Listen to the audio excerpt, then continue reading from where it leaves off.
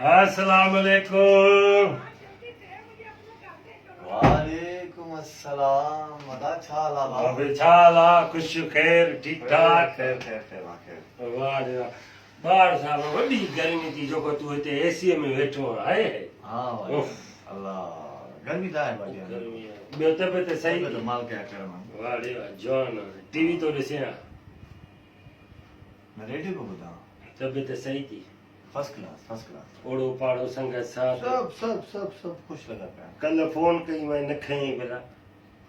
वेलण सुनो यार ॿियो ख़ैर आहे? खैर खैर हो ज़िंदगी कीअं पई गुज़रे? अल्लाह जो शुक्र आहे ॾाढी सुठी ज़िंदगी गुज़रे वाह वाह। हां कल्ह कार ते वञे पियो ॾिठो मैं।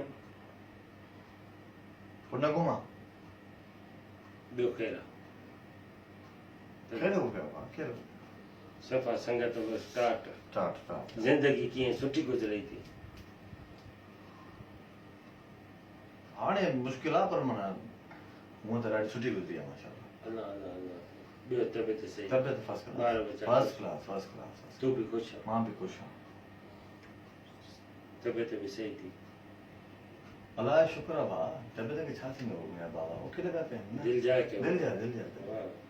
ॿियो ख़ैर? छा थियो मांखे भाउ जी न।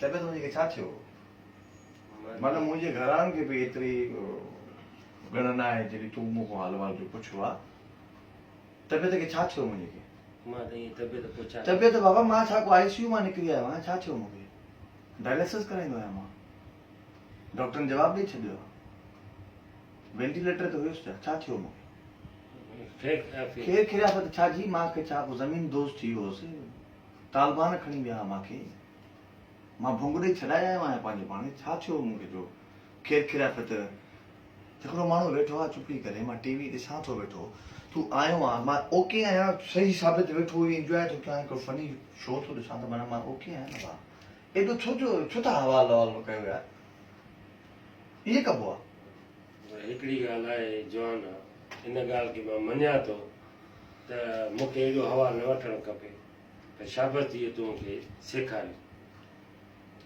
इहा बि वणी तुंहिंजी ॻाल्हि जो तूं मञे थो न इहो बि जवान जो कमु आहे वणे बाक़ाइदे। ॿियो तबियत सही थी?